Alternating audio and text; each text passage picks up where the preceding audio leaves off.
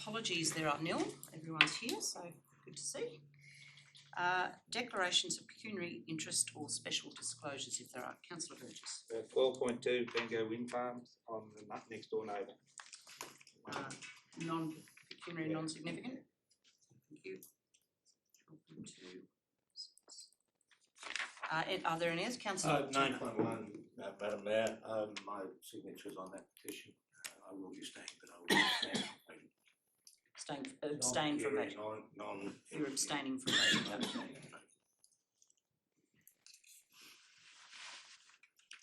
Is there any others, councillors? I have one which is just, it's a non-pecuniary, non-significant in relation to 6.2. I am involved with a company that's actually selling a block to a different group for a service centre, so I've no comment either way in relation to this one. So I'm just acknowledging that in case somebody decides that I have some significant or it's non-significant, non-financial in relation to 6.2. Any others, councillors? Okay, if we could move on to the confirmation of the minutes of the ordinary council meeting on the 27th of November 2019. So I move Councillor Burgess, seconded Councillor Reid. All those in favour? Thank you, that's everyone. I don't think there are any matters arising particularly out of that, councillors. All right, so what I will then do is just acknowledge that we have a late item in front of us, which is in relation to the load testing of the anchors of the dam wall, which is something that we do on a reasonably regular basis. It's down as item 7.3, but it officially we've received it as a late report because it came to us just slightly after the other time. So I'm just acknowledging the acceptance of that late report. I have to move it. Okay, can I have a mover and seconder? Councillor Turner, Councillor Harker. All those in favour of accepting that late report? Thank you, that's everyone. And then secondly, I have an urgent item of business, if I can just, which is a notice of urgent motion, that the Yass and Bynalong pool are free to the public when temperatures are forecast to be 70 degrees or more for a 72-hour period. So 40 degrees. 70 degrees? Yeah, no, we're not doing Fahrenheit. 40 Celsius. And Madam Mayor, if I could indulge to have it detailed that forecast by the Bureau of Meteorology, as opposed to my art, to be 40 or more 72 hours prior. So that is the notice of motion before us. I have to get you to decide whether you want to accept that late notice or not.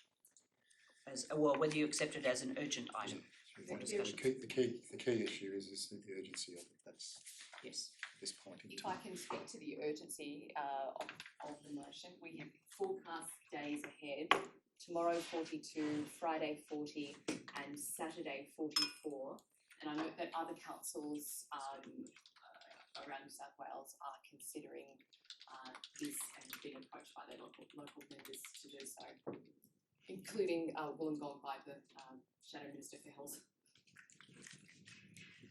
All right, Councillor, so I have to... Yes? Madam Mayor, can we consider this distance? We actually had a discussion about what they do at Tumen. So this is actually, I don't know whether it is urgent because I think we've already made a decision on this. I'm asking that back through to the staff because I can't quite remember the full details. Through you, Madam Mayor, my recollection was there was some general discussion about whether we should have any free days at the pool, but I can't recall the context in which it was, whether it was hot days or whether it was encouraging people to learn to swim or No, maybe it was all of the things.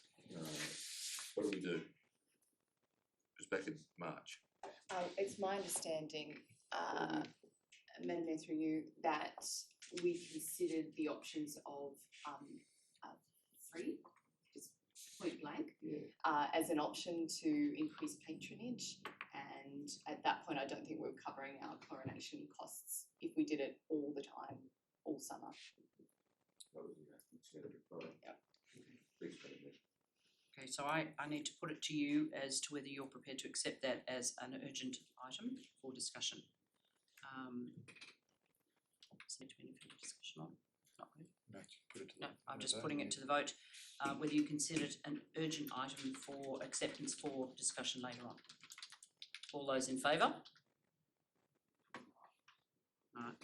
All those against? Councillor Furry, Councillor Frost, thank you. So we will debate this at the end of the meeting. Thank you. Madam Mayor, I'm happy to second that. Councillor Turner is seconding that later item. Right. So if we could then move to the Director of Planning reports. Item 6.1, Planning Proposal Administrative Amendment 82 Laidlaw Street. Yes, do I have a mover and seconder for that, please? Thank you, Councillor Reid and Councillor Harker. Does anyone wish to speak for or against that motion? Or the recommendations from the staff? Okay, all those in favour? Thank you.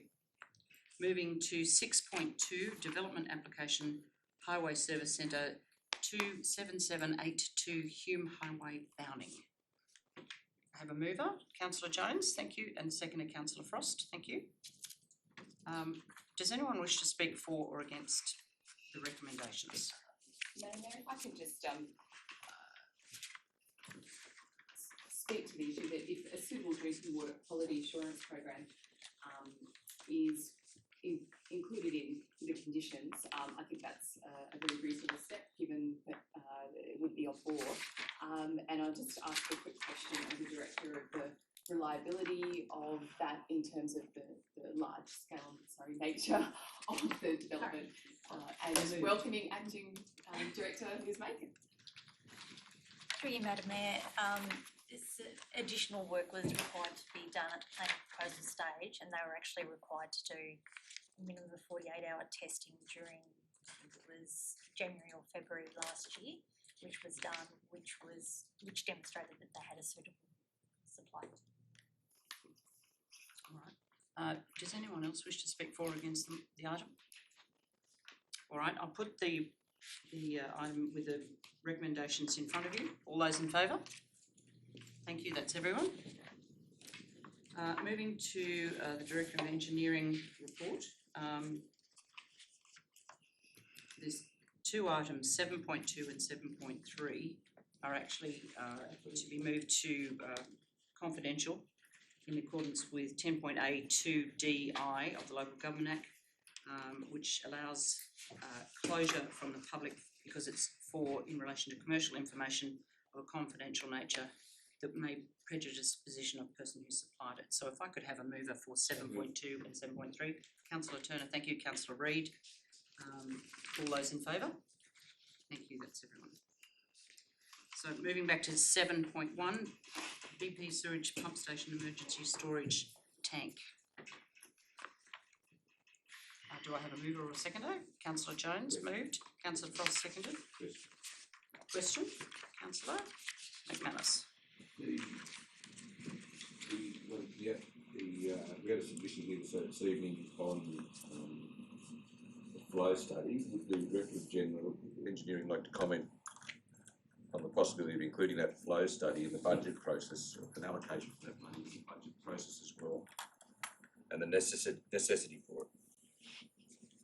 Through you, Madam Mayor, that flow study is due to commence in early next year. We already have it on our operational plan to do that. So I don't think there's any need to actually include it into the recommendation because that is already programmed to happen. So there's also no budget allocation because it's an operational process. Okay, thank you. If I could, Yes. through you, Madam Mayor, if I could ask the Director of Engineering to flesh out what the risks are if we don't proceed and the fines should there be an incident.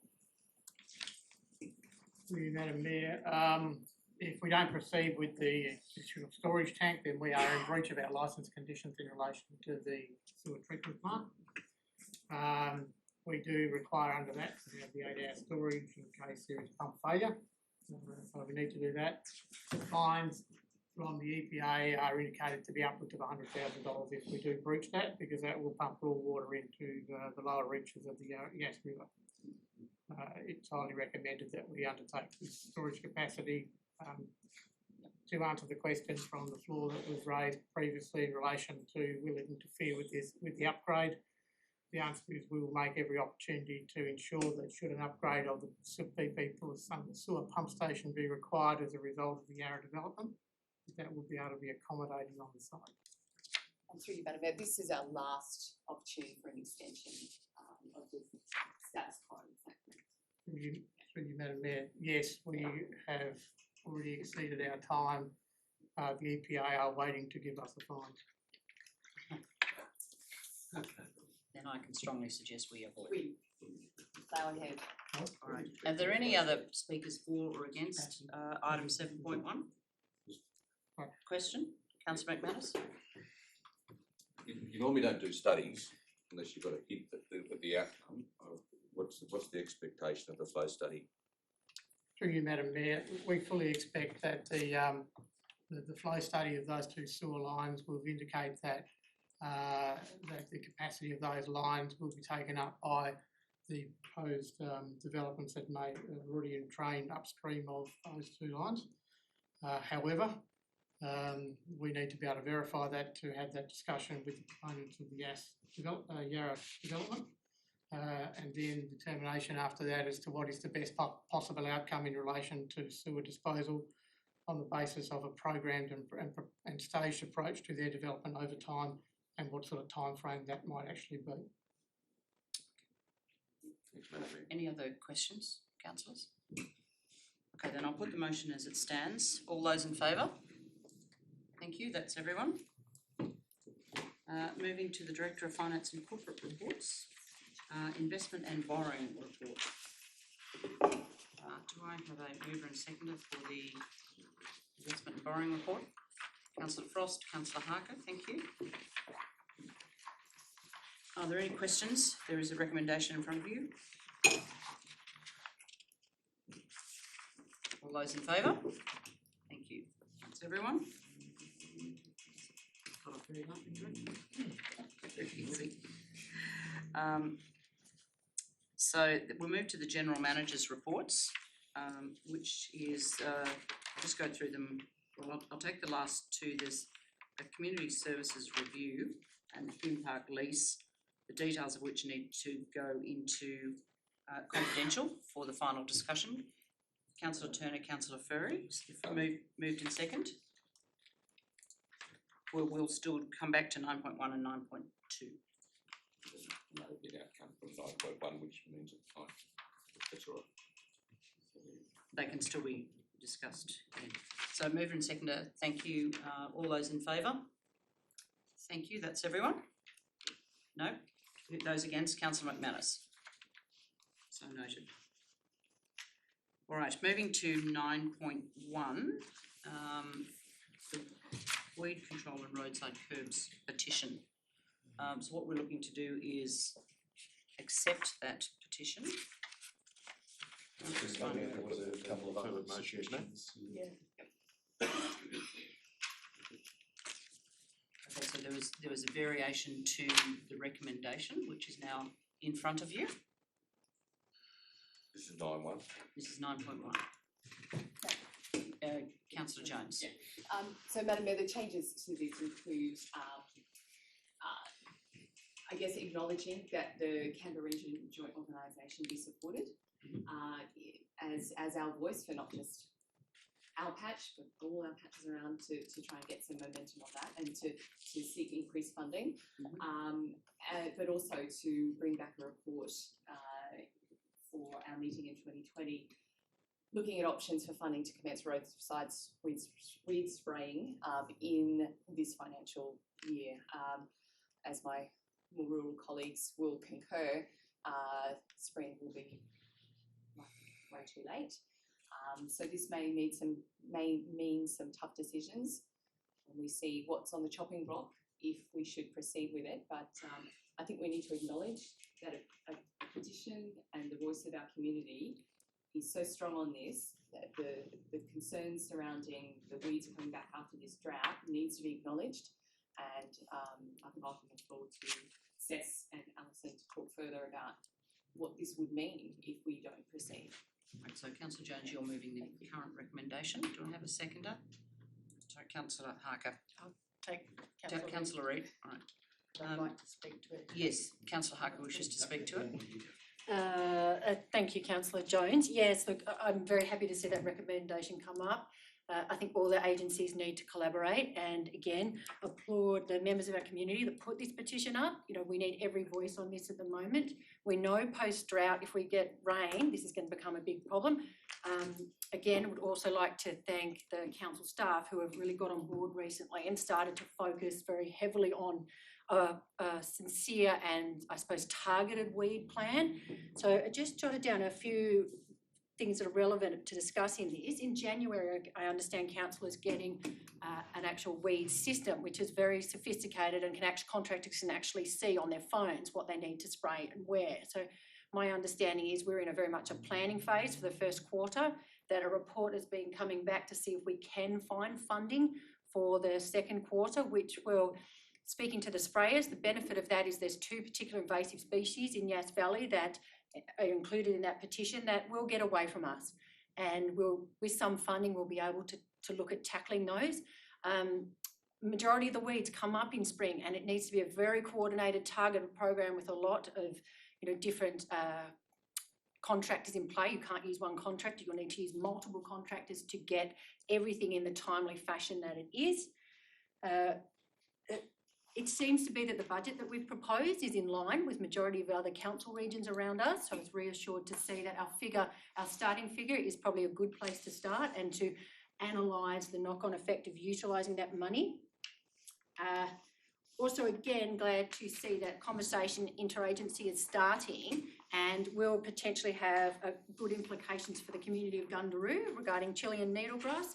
There is weed action plan funding that is hopefully coming around. It's proposed and just waiting for the funding to come down. And I think they've invited Yass Valley Council to put in a business case around that for invasive species that would include weed spraying.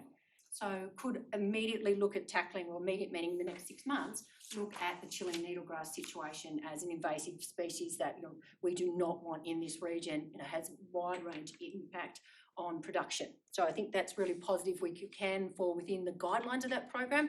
That'll be a big victory in terms of starting to tackle that invasive species. So, if I may just ask a question, so that means that with potentially there's some immediate funding for actual spraying of weeds would then come from that proposal? Correct. As part of the WAP funding, so the weeds action. No, good clarification.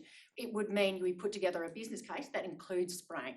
So it would come out of the grant funding. If we are successful, that would be allocated to us. So yes, it would not come out of the budget that we're proposing. That would be on top. And that was the whole design of the weed action plan, was to look at new incursions. So we just have to check out some of the detail for us in that. Thank you. Thank you, Councillor Harker. Councillor I'd Burgess. just like to say that, thanks Alison, it's great.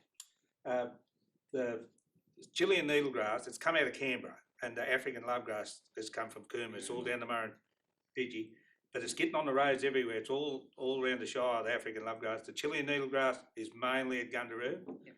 It's in the town. It's all down them main, and Nanama Creek, and Back Creek. It's all down them creeks that's coming down the river, so it'll be out here soon. I think that's all I can say. Alison's dressed together. Just confirming the urgency of getting some Urgent. action on it immediately. Okay, does anyone else wish to speak for or against it? Motion? Councillor Frost. I just like to make a point. This is weeds have been a problem for this council and the way we've managed them for quite a while now, particularly since it's come back from what is now Hilltops Council.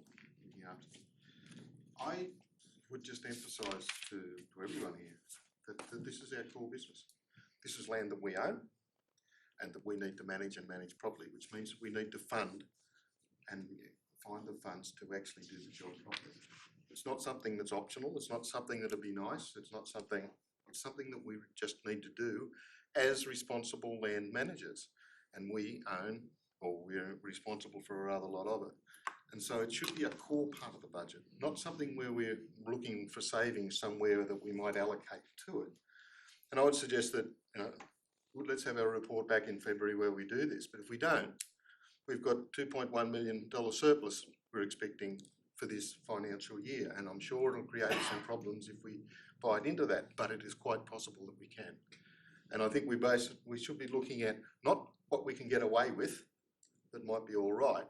We need to do this job properly, and because the way the council handles and manages its land in terms of weeds is the standard that's going to be set for many, many landowners, and particularly small landowners or inexperienced landowners that have come from Canberra that have got small acreages.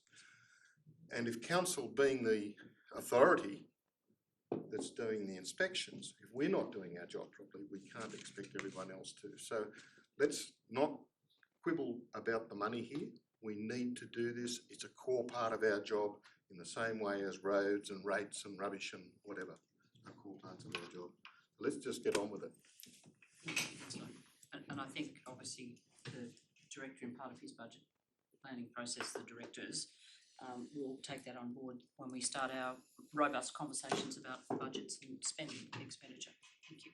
Does anyone else wish to speak for or against it? Okay, we have a mover and a seconder. All those in favour? Thank you.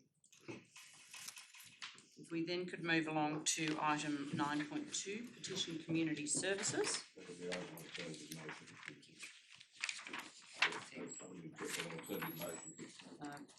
Sorry, Councillor Thank you, Madam McManus. Just councillors, in the last month, put up your hand if you've had a complaint about one of our roads. Sporting fields, water,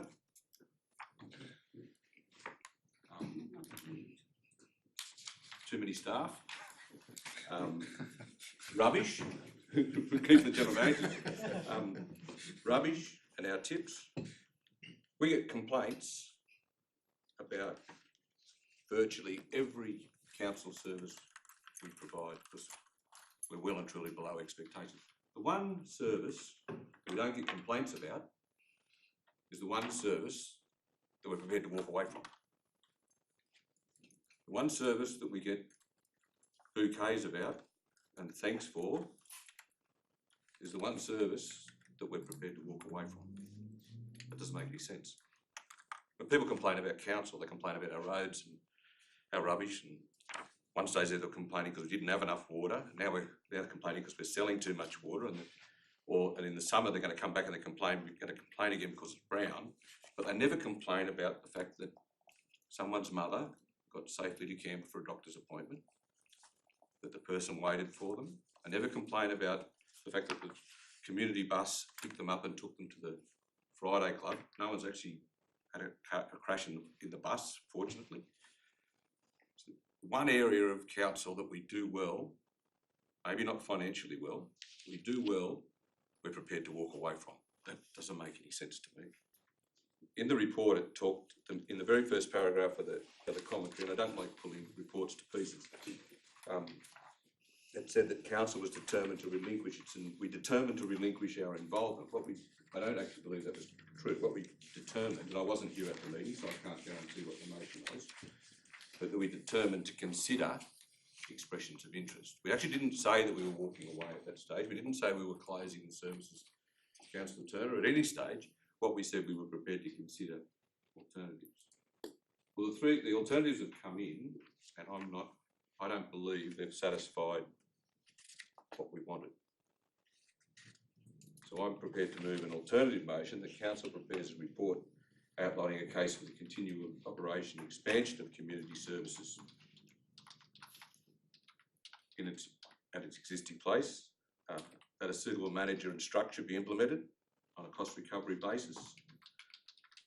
The council changed the name of the service to Yass, from Yass Home Living Support to the Yass Valley Council Community Service, and that the service looked for opportunities to expand. The one thing this petition and the community has highlighted to us is that this is something that we've been doing really well. Unfortunately, we've lost some passionate staff that were supervising it. And that was probably because they were not doing other parts of their job. They were concentrating on this. But we had people like Bill Lecchetti and that actually were really intensely interested in this part of council service provision. And I actually think we should keep it and we should try and do it properly. That may cost a little bit of money, may mean that it operates at a negative. But so does the pool, so does the library, so do weeds, and so do all our roads, which we all get complaints about, but we're not giving any of them up. What we're going to give up is the one thing we do well. To me, that's not logical. I have an alternative motion, Madam Mayor. Did you get it all? No, obviously not, you haven't given it to us. No, because I can't read myself. I'll just... Sorry. We can do a lot better. It's a possibility, but anyway, we can discuss it once we get the motion up. And then in second, so we'll debate it.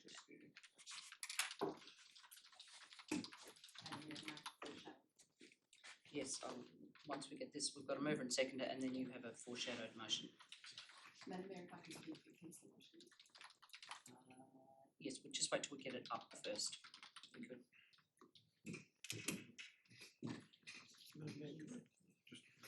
You can ask a question in the meantime. Of the General Manager. Is this motion essentially the same as a rescission motion for the motion that was passed 2 months ago? No, I don't think it's a rescission. No. Rescission motion. It's certainly different in that it's the previous decision was about exploring expressions of interest for a transfer of the current services to other providers. This is about simply continuing in the services in light of those submissions that have come in.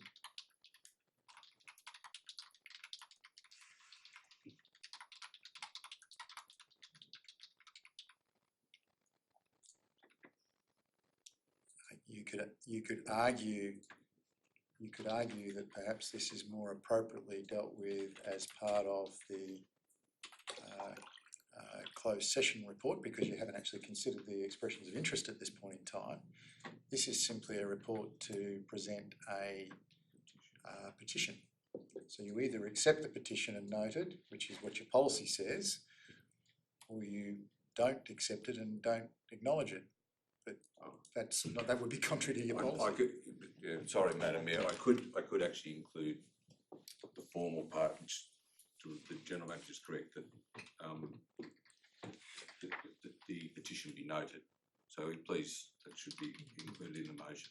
So that the General Manager is correct. We should actually follow our procedure. I'm entitled to move them. The rest of it as well, yeah, no, but that tidies it up. Thank you. Thank you. Madam Mayor, Okay, could I suggest that the tabling of the petition and that it be noted be one motion, and that the rest is a separate motion?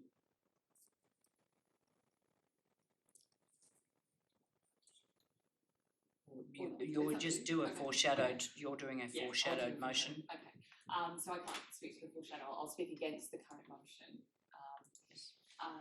Madam Mayor, fellow councillors, we can do many things well, and essentially it's at what point do we cut off at the bottom of the list for this team up here to achieve? Will we add a dental surgery to it? I'm sure we could run the best dental surgery in town if we threw enough money at it.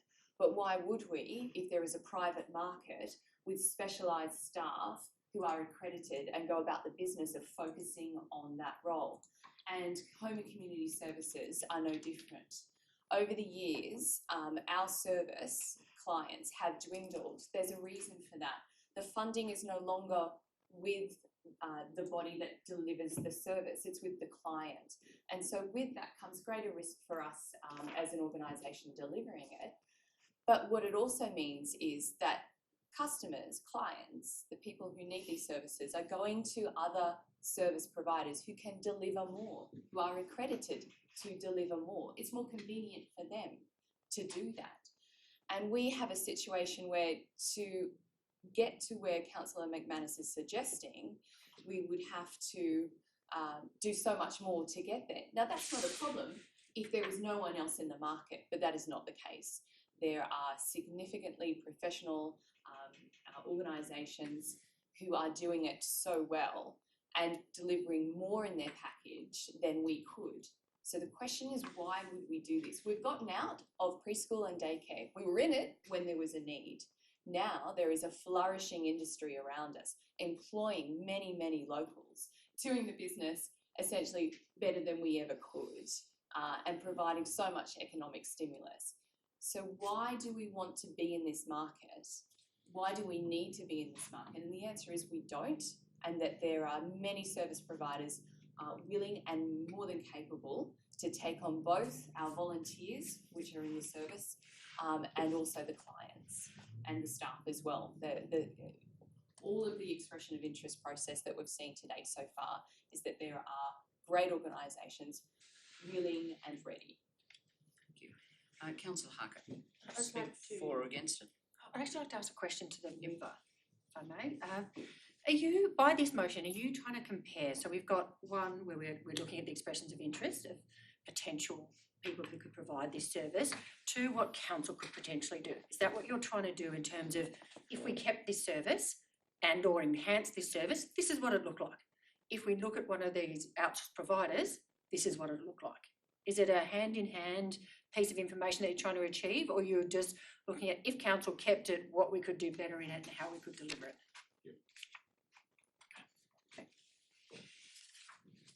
Anyone else wish to speak for or against it? I've got Councillor a question, Reid. if I may. You may. To the general manager. My understanding from one of the ratepayers I talked to was that, in fact, we may not be able to get the same sort of funding as some of these other organisations, because we're a council and we're a not-for-profit organisation. Is that the case? In other words, they would be better funded if they. No, I'm very careful about the expression of interest. The organisations that are purely focused on community services and are not distracted by anything else, one can focus on the funding that is provided through the mechanisms of the way the funding is distributed across the country. The one thing that we do know is that they also are in the business of looking at how they can value add to that funding and look at other funding sources or other income sources as part of delivering programs. I think we heard from quite a variety of providers that indicated that they can look at different packages, offer different packages as ways of increasing their income streams. Something that we haven't done as an organisation in the past. We've run community services in this organisation as part of a broader portfolio of community development and community services.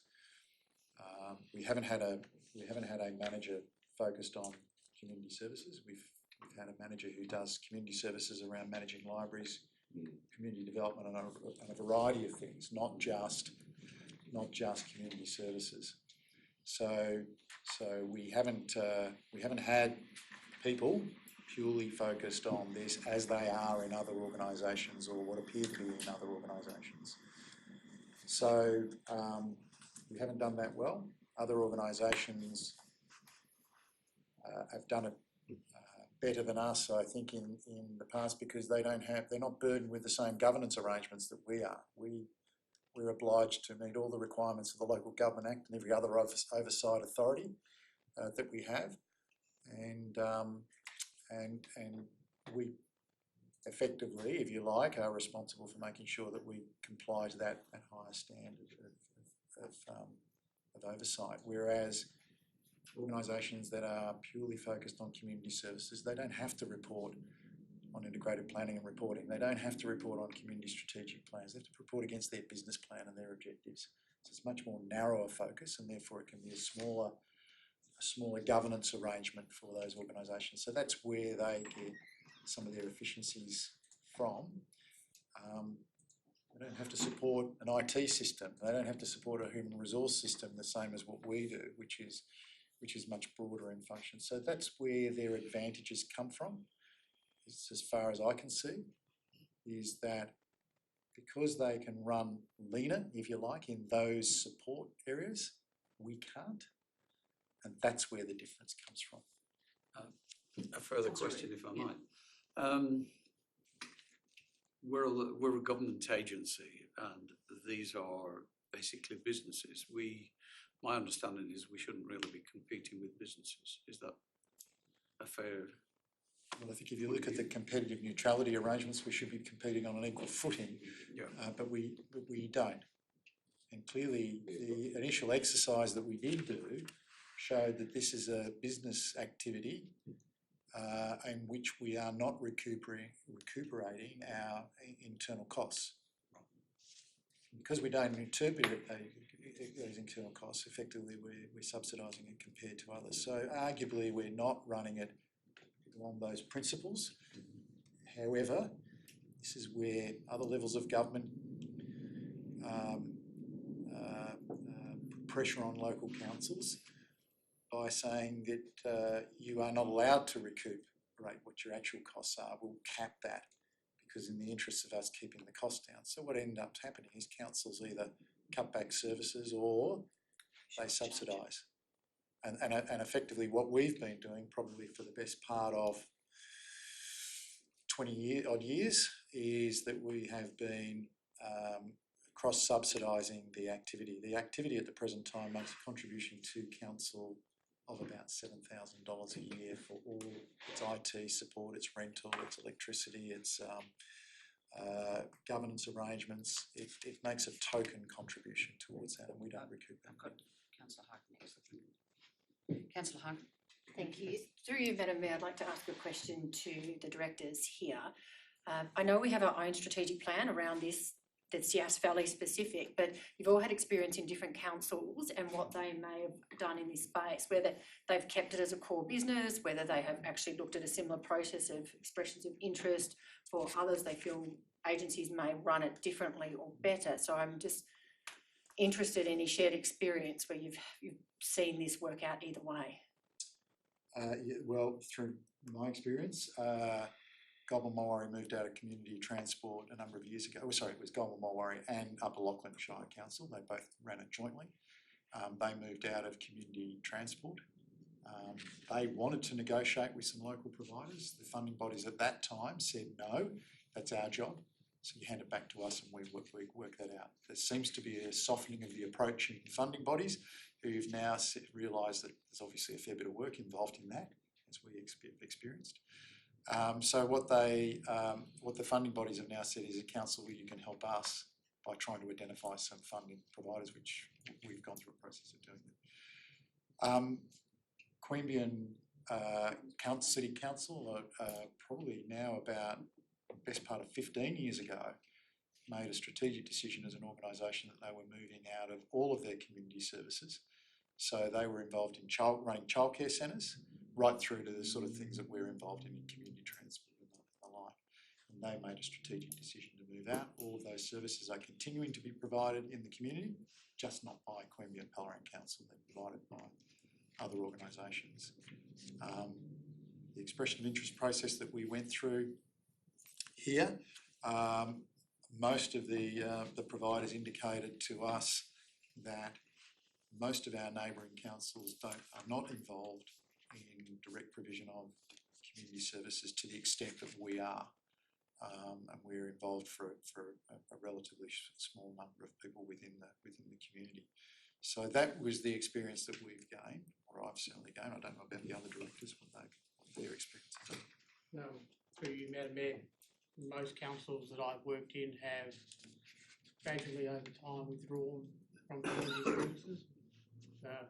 They may have provided things like HLLS, community transport and things like that, but generally over time, as funding providers have changed and as businesses have come into the area to provide those services. The local council has withdrawn from those and handed them over to private industry.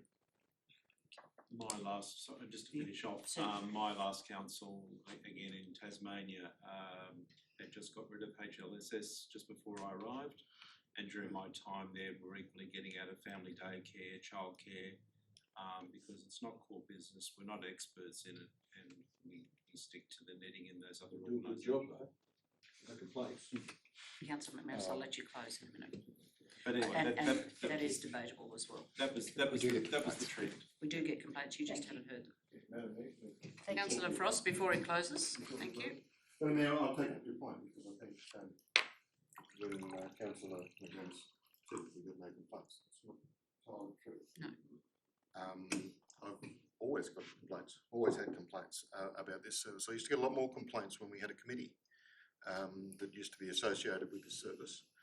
And most of the complaints came from the committee members who said that there wasn't enough information coming back that they could actually make the right sort of decisions. And because the service is relatively small and it was a lot of work for staff to do to provide that information back. But I get continuous complaints, not for the people that get over to Canberra and come back and get great service. And yes, there's lots of those and that's fantastic. But the people who actually don't get enough, there's not enough service there. The people who ring up and ask, can I get home living support service to get me to my doctor's appointment and back on a regular basis? And I'm saying, no, there's not enough volunteers. We don't have the resources. We can't do anything about it. We do get complaints. And it's complaints because of the service. But it's a caring service, and you tend to get less complaints with a caring service because people know and realise they're getting something from nothing. And you know that they are dependent. And of course you get that. But we do get complaints. We haven't run this well. The staff have told us that and General Manager's just given us an explanation as to why. We don't run this well. We're not specialised in this. If the organisations that we saw in those that we saw and we talked to over the last few weeks, they do it well. But they deal with the same people for Yass and for Burra and Young and for wherever else they've got as well. They can do that. And they've only got to do it once, but we've got to do it for a tiny little service in Yass. And we can't keep up. We can't expect to keep up. We can't expect to provide as good a service. We're handing it to almost certainly a not-for-profit organisation, whichever one it might be. They're all not-for-profit organisations. They're taking the funds and turning them back into the service. Should we keep an eye on it? Yes, we should. I think we should reinstitute that committee and make sure that so that we do keep a tally on what services are available for people in Yass Valley and how they are actually met, in particular because of in terms of transport. Maybe we need to do that role, but we do not need to be involved in providing the service. And in fact, I'm very, very hopeful that we will get a better service. And I can't guarantee it, but I would hope very much that we'll get a better service. And I think we should take steps in time to make sure that we keep an eye on it, both as councillors and maybe with the assistance of staff, to make sure that those services, we are aware of what they are and how well they're delivered, those services and other services. And just finally, could I say that we whinge and complain about cost shifting from state governments and federal governments time and time again. By taking this service and continuing it and offering to expand it, we're cost shifting to ourselves, and we're doing exactly that. And to my mind, we've got enough things, and the weeds are one thing, but there are, we've got enough things to spend our ratepayers' money on without doing things that we don't need to do. Thank you. Would you like to close? Couple of Sorry, questions. Councillor Ferry is going to speak. Madam Mayor, I think nearly every councillor has made a comment on this, so I thought I'd take the opportunity to speak for it. Madam Mayor, we've heard this evening discussions and comments about many criticisms of the service, but ultimately, and we've also heard economic arguments that the private sector can do things more efficiently. I think we have to remember that this is a service. It's a service for our community, and it's strongly supported by the community. And I think that the community certainly have every right to have concerns. I think we have to remember as well that it's in our motto, the Valley of the People, that we have an ultimate responsibility and accountability to the people of the Yass Valley. And in doing that, this is why we've taken it out to the EOI process. This is why we've had responses, and this is why we are considering this in confidential. But I think regardless of that, and as Councillor McManus has rightly put forward, we also need to consider the in-house option. We also need to consider the fact that as a current service that is with council, how can it be done better? How can we do this better for our community? Because at the end of the day, it is a market. Agreed, it is a market, but markets succeed and markets also fail. And I think Councillor Frost has rightly pointed out that it does need to continue to be monitored. If this market does fail and it depletes and disappears, and it does happen, what's left? And I'll leave it at that. Thank you. Thank you. Councillor McManus, would you like to close? A couple of questions first. Questions? All the savings we're going to make from not operating this service, what road will that money be spent on? Might be weird. We don't, that's a budget discussion that we'll be having further on. No, we're going to say. But it's not going to be put on a road. It's not going to be put on a road, Councillor Will it be a McManus. line item? Will there be a Through Madam Mayor, budget process? It's part of our It's the normal budget opportunity. process. Through Madam Mayor, we've consistently presented a balanced budget, so income equals expenditure. That's how we've presented it. But as I've indicated to you in the past, there are significant risks associated with what we do.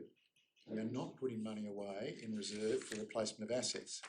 If those assets, which as we know in one particular case is plus or coming up for 20 years of age, if we have to replace that asset, you're going to have to find the money from somewhere within with the rest of your budget to plug that gap, and you should be putting money aside every year to make sure you can replace that asset in due course. You don't do that. That hasn't been done. It's never been done. No. And that's big. That's We one don't of your draw big up risks. those. We don't draw up those documents. No, we deliberately draw a budget where income equals expenditure.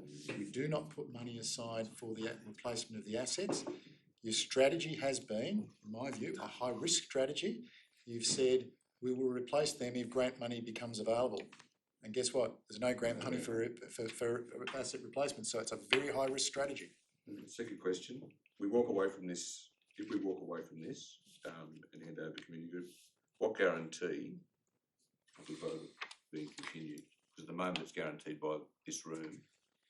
What guarantees have we got going forward? Well, the guarantees going forward has always been based on the funding that's available, the Commonwealth and the state government funding that's available. If that funding is not made available by those levels of government, then there would be no service. But while those higher levels of government continue to provide funding on an LGA basis, ultimately it is their responsibility to ensure that there is a competent, accredited provider of that service to the local community. Now, whether that comes from the local community itself, or whether it comes from a nearby community servicing this area, that will be ultimately their call. It won't be. It's not our call.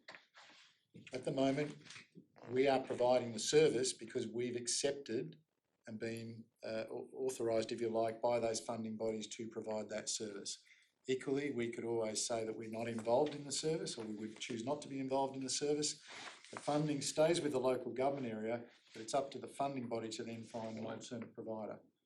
And look, when we moved into this service 20 plus years ago, it was because no one was there. That's good. We picked it up because we wanted that money for our local community, for the benefit of our local citizens. Now we have multiple providers in this space. We're not the only provider. That's the big difference between when we started and where we are now. Thanks, Madam Mayor. Just on that, the gentleman is correct. The origin of this service was transferred originally from the New South Wales Department of Health. They refused. They said we're not going to provide that out of our hospital systems. And at the time, chairman of the board and one of the directors on the Yass Hospital Board, working with Bill Lachetti, set up the structure which allowed for transportation of patients. That was the bottom line of it. And it has, over the years, it has expanded. In the next 10 years, it will continue to expand into the area the highest need, which is the CAPS packages. So it won't just be the transport service, it's the home living support packages, keeping people in their own homes. And the federal government's indicated that that's where they're going to expand aged care. It's not going to be to continue to put money into aged care facilities. It's far more user friendly for people to stay in their own home, and it's far more cost effective for the government to keep people in their own home. So the CAPS package is where the possibility of future growth is. On the matter of whether it was a rescission, this is a rescission motion. I actually rang the General Manager 4 times on this matter since we first started, including warning him that it could be a rescission motion. And the General Manager said to me, advised me, and I took his advice as it was delivered, that we should go through the process. So that's why there wasn't a rescission motion at any stage through this, so I waited to the very end before I introduced this alternative motion. It is something that I am a little bit passionate about. I'm very much aware of the history of the service, and I know a lot of the people that are using it, and they have a lot of confidence in it. Those people that drive like driving, and those people that are being taken to the services in Canberra like being delivered to those services. The 2582 bus, even though it may only be 30 people a week using it, those 30 people are very, very happy. I think the bus driver probably does above and beyond. I know he actually was delivering groceries into people's houses to help the old ladies into their house. So it was a service above and beyond which we were continually being praised about. And it really frustrates me that the one thing that we really have been doing quite well, we're prepared to give up, which is why I introduced the alternative motion. Thanks, Madam Mayor. Thank you. All right, councillors, I think we've had plenty of discussion. So I will put the motion as is before you, which is moved by Councillor McManus and seconded by Councillor Furey. All those in favour? Councillor McManus, Councillor Furey, all those against?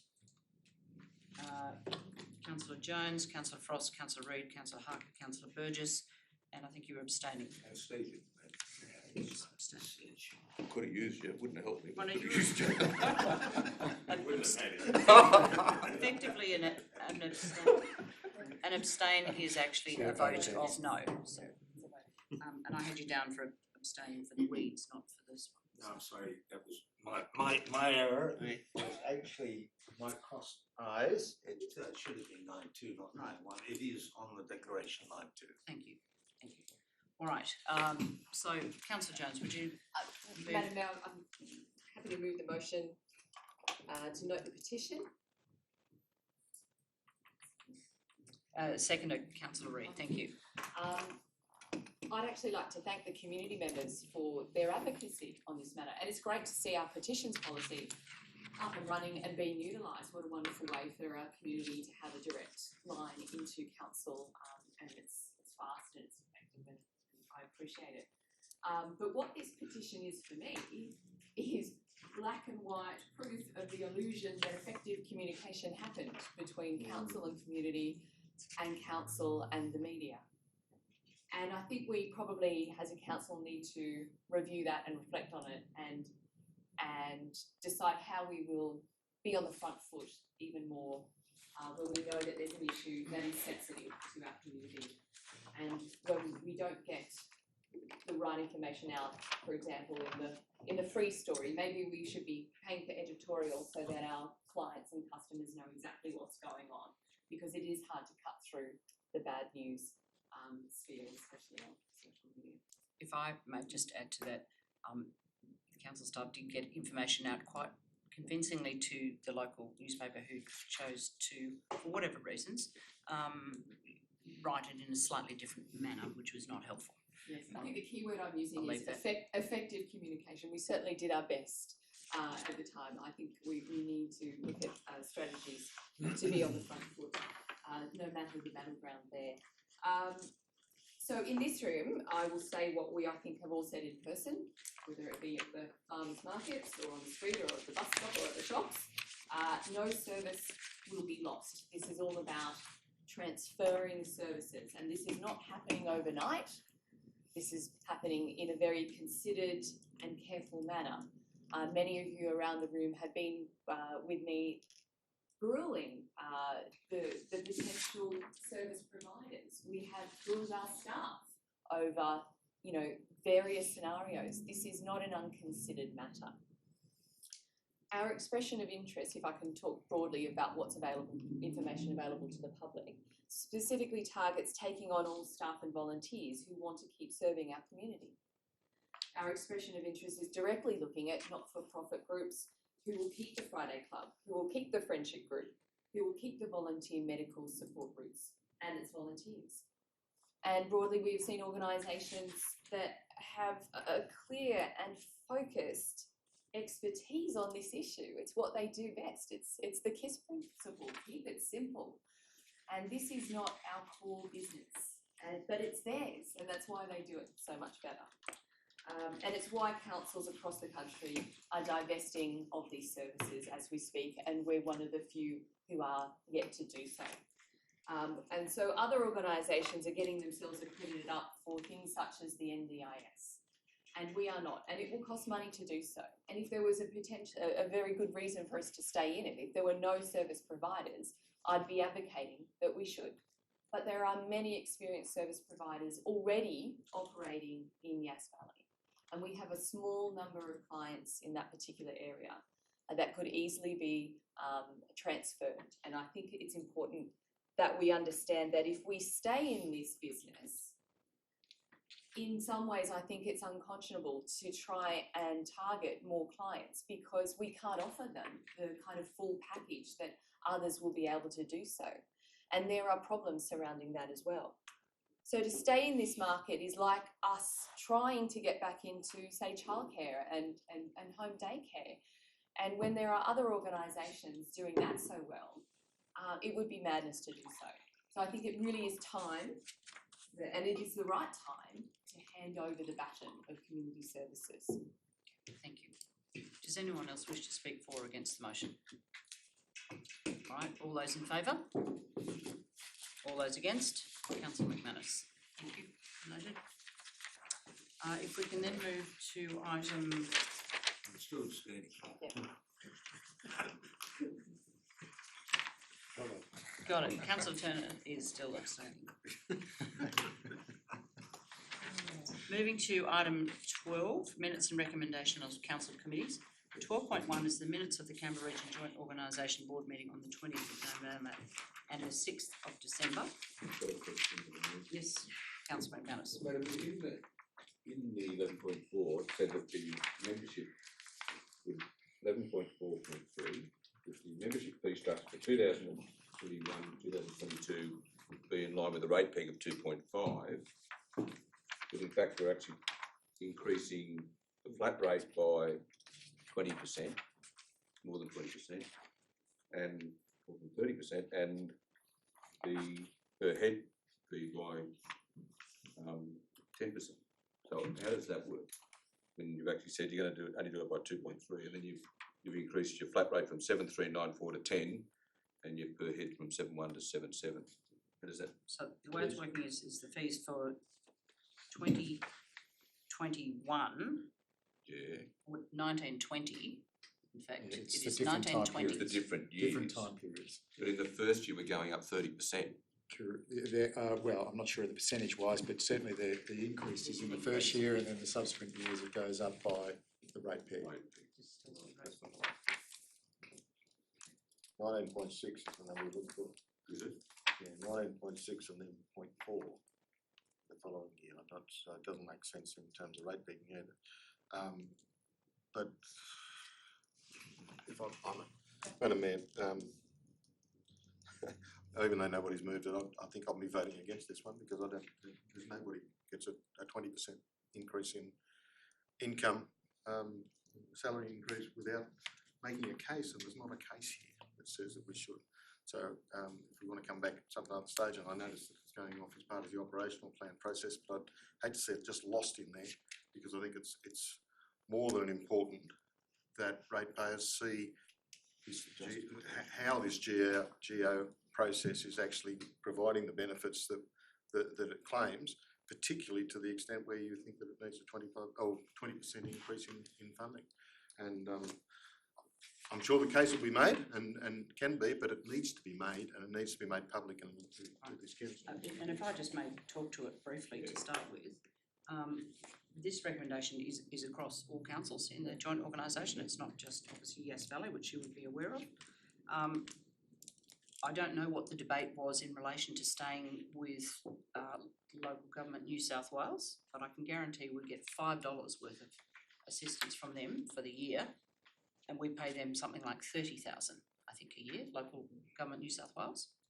And I mean, if you want to have a value for money conversation about local government New South Wales versus the Canberra Region Joint Organisation, and I'm not saying that because I'm the chair. I know you want to see some value for money, but we have got the money that has been put into the joint organisation that all the councils have put in. We have water and wastewater prospectuses. We tried to do a presentation which 2 councillors turned up to listen to what has actually been done for the benefit of the Yass Valley Council as well as the whole region, and I'd have to say a little bit disappointing hardly anyone was here to actually hear it. So that was part of the conversation, was to provide that information to councillors as to what it is that you are getting value for money in return for the current membership you pay and what ongoing membership to this process will include. Madam Mayor, could I ask, I'd like to move an alternative recommendation that the minutes be noted and that a report be prepared for council to explain the need for the increase that's described. No, I'm just trying to catch it. The report that was actually presented was in the minutes of the... No, was in the reports that were distributed. What you've only got here in the business paper is the actual minutes. So the business case, if you like, is actually the written report that was presented to the board at that December council meeting. To the board, not to council. No, the agendas are circulated to all councillors as part of the hub. We distribute that to you before the board meeting. So you do get the information. We can bring the report back, which basically takes that work, if you like, that we've done and presented to the board and puts it into a Yass Valley Council report. That's not a problem. We can do that.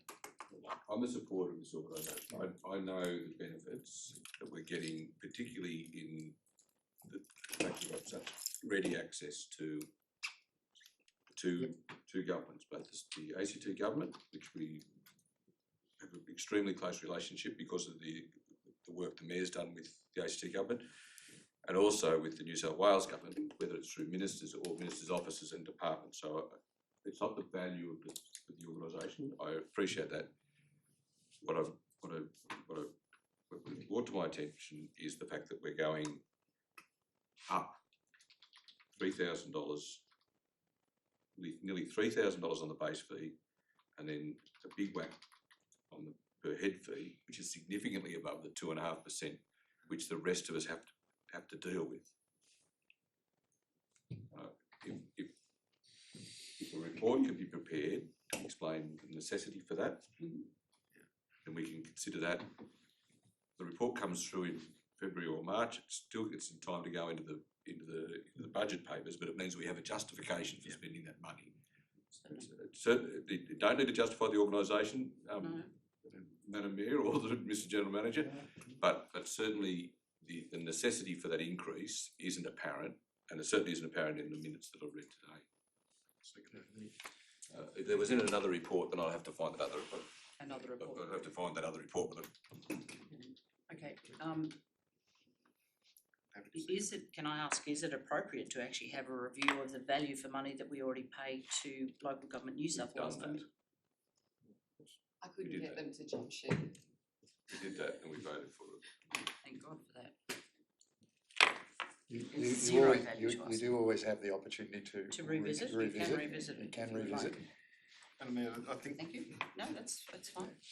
Madam Mayor, I agree with Councillor McManus.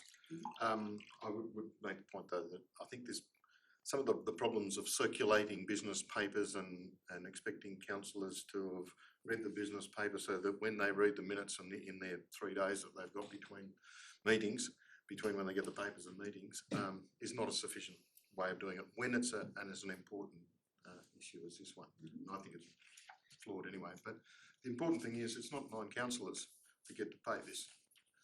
It's every ratepayer who's making a contribution. And by putting it into the council agenda papers, every ratepayer will have access to it. So is your request that a separate report from council be done, or the report that was given to the board of the CRJO?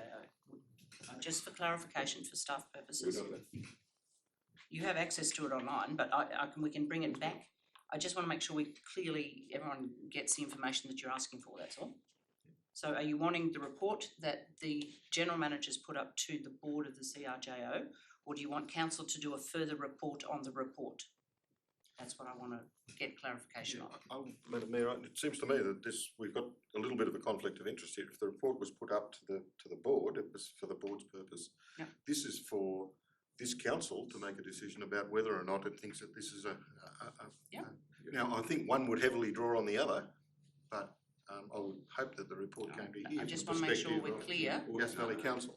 Yeah, that's right. It's a report for us, Madam Mayor, not a report for the JRO. It's a report for us. I didn't mean it to be for the CRJO.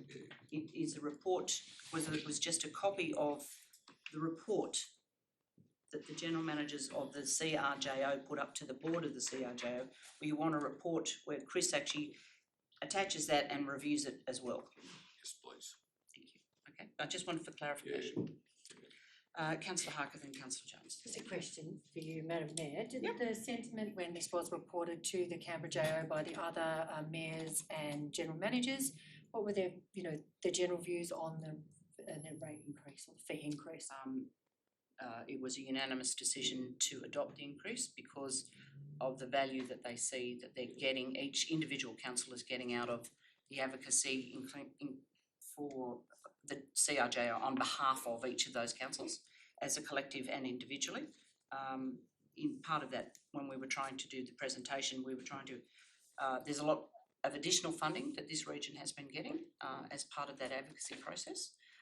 So I can pull out the presentation as well that we were trying to give to council to explain the benefits that council has been receiving, this council in particular, but the area in general as well, for additional funding for bridges, additional funding for Barton Highway, additional funding. So you've got the whole region supporting things like the Barton Highway, which is actually what's made a change.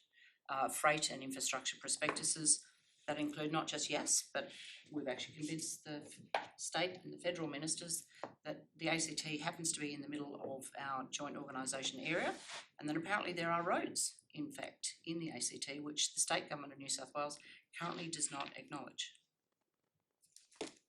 Surprising. So from a freight and prospectus, so there's a water and wastewater, so it's also how we got our additional funding for the wastewater treatment plant, as did 5 other councils. Upper Lachlan, we all got election commitments that came through from that support. So we can put that all into a report to come back to council in February.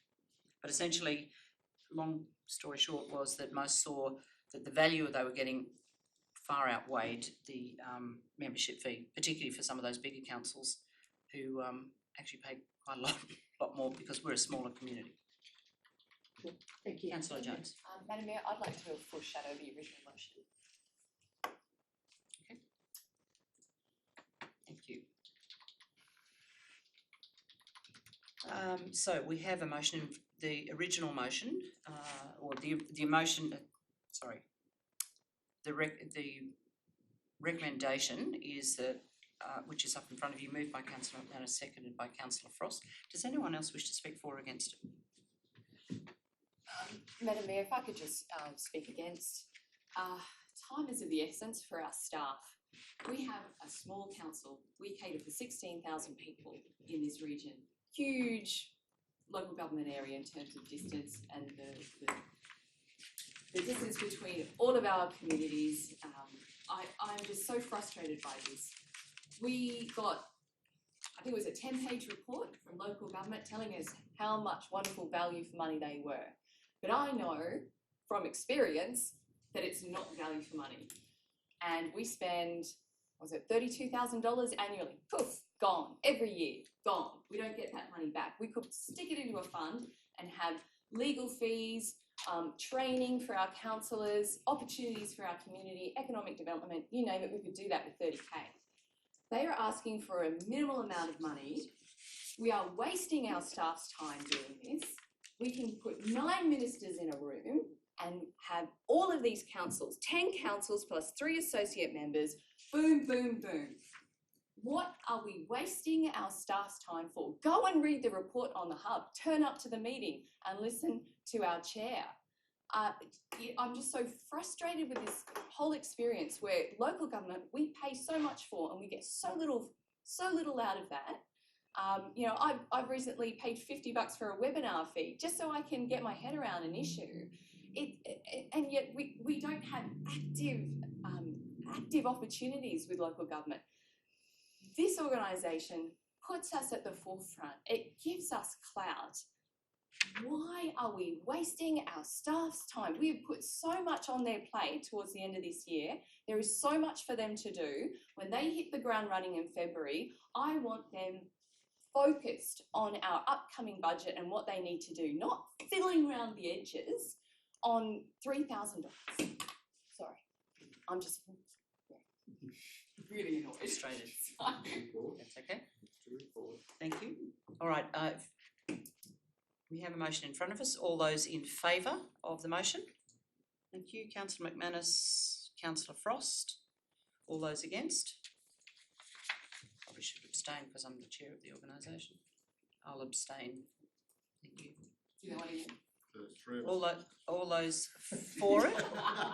Sorry. All those for the motion? Councillor McManus, Councillor Frost, you're for the motion.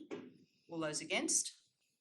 Councillor Ferry, Councillor Turner, Councillor Jones, Councillor Reid, Councillor Harker, Councillor Burgess, and Councillor Abbey abstaining. So we'll move to the motion lost. Foreshadowed motion. Councillor Reid's moved, Councillor Turner second. Oh, Jones, sorry, Councillor Jones, Councillor Reid. Thank you.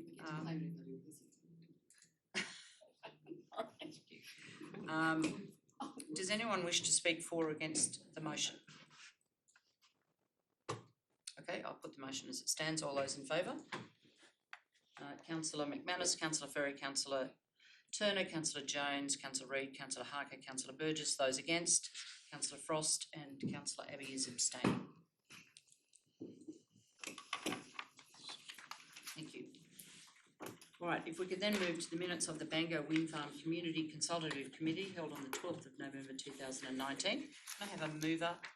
Councillor Frost, thank you. Councillor Ferry, seconded. Does anyone wish to speak for or against the minutes of the Consultative Committee? No? Councillor Frost, do you want to? Yes, thank you. I've just asked staff could they let me know when the information on the projected water usage from Downer, when that report lobs it, could you let me know when that happens? Through you, Madam Mayor, I will circulate that information to all councillors when it arrives. It has not arrived. Thank you. When it arrives, if it arrives. How much per windmill is it? That's the question. How much water per windmill? No, just to answer your question, the water that they're using is for roads.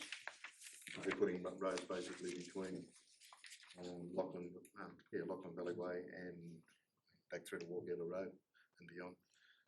So they're putting roads along the top of the hill for that. So a lot of it's for dust suppression of those and for binding of those roads. The other use, which I anticipate is going through till June, I was given the verbal assurance is going through till June. But the other use, when the roads are just about complete, is for the amount of concrete that they need for the basis of the windmills. There's a lot of water for a reasonably long time. 100 cubes per. It's also being used for part of transcript construction or not? No, I'm just asking the question. No, that's fine. No. I think it's 600 cubes per foot. All right, so the director has actually advised that he will provide the report to us as soon as it's available through email, and we can discuss it further once we've received. Sorry, sir, to offend. This time we know, keep them there. All right, councillors, if I could have someone, if we could, do we have mover and seconder? You've actually got another one. Yeah. 12.3. It's not on the run sheet. Bingo, we voted for it. It's on the new, No, it's on we the don't old need run run sheet, sheets. not We have to the- vote. It's the average one reading. Sorry, that's all right, I just wasn't on my run sheet. No problem. 12.3, there we go. Apology. So did we actually vote on the minutes of the consolidative? All those in favour? Thank you, that's everyone. And if we could move to 12.3, meeting notes of the Aboriginal Consultative Committee held on the 3rd of December 2019. So moved Councillor Turner, seconded Councillor Reid. Does anyone wish to speak for or against the? Right, all those in favour? Thank you, that's everyone. Can I have a mover and seconder to take us into confidential? Councillor Furry, Councillor Reid, thank you. All those in favour? Thank you. Thank you. Thank you, Alex. And do we stop live stream? Yeah, 100%, yeah.